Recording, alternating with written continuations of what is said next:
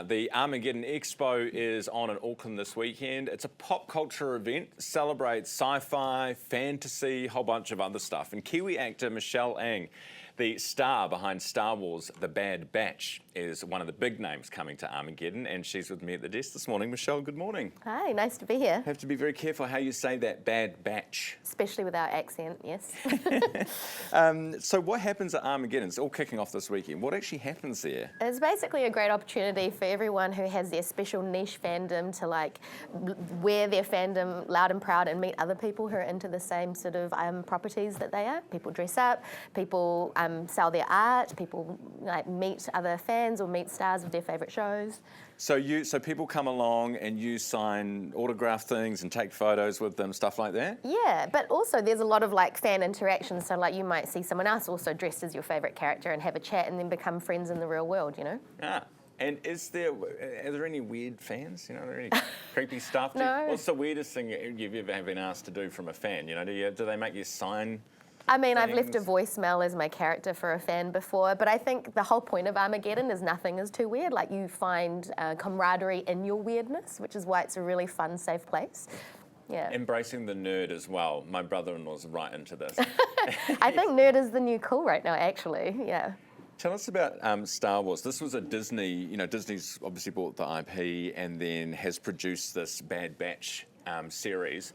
I think 47 episodes, and you're playing Omega, the voice of the character. Yes. What's it like to do that? Do you get to see what happens and then voice it? Or? We kick it off. So voice gets to do the first pass. We have a director. I actually got to record most of it here in Aotearoa, New Zealand, because the technology is just that great these days. And then the animators take our recording and animate our characters to that. No way. Yeah, but they do film. I mean, I have a little Zoom recording happening while I'm doing my vocal booth, yes. And sometimes I can kind of see the animated Omega has some of my facial expressions. So I think there's a bit of cross-pollination between me and the animators.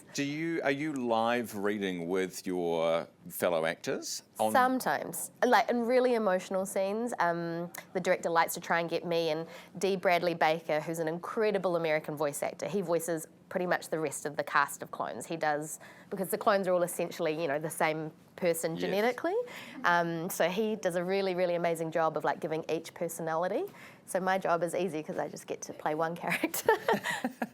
And I mean, sounds like a very difficult. His side of the deal sounds very difficult. Well, it's also because he's American, and Temuera Morrison played Django, which the clones are all based off. I have to take my hat off to him. That's why I probably got the role. But D is American, so he attempts a New Zealand-ish accent.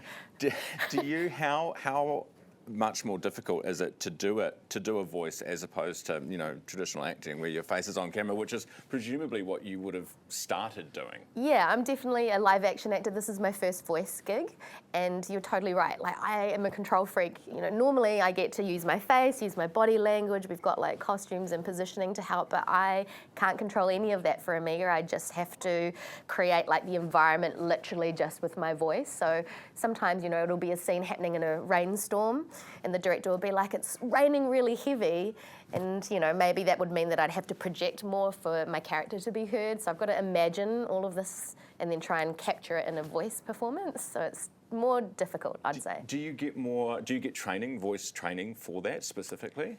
No. Well, I mean, I'm self-taught. I think it's it's about finding the honesty and the truth in an emotional moment, which is pretty similar to live action. True. Yeah. You've kind of got to, in some ways, rely on how you would yourself experience a situation like that, right? Yeah. This is a rude question, so just don't answer it if you don't want to answer it. Okay. But I've always wondered, when you have those big Hollywood actors who do voiceover work for cartoons and movies and stuff, yes, would they get paid the same as if they were actually acting in a movie?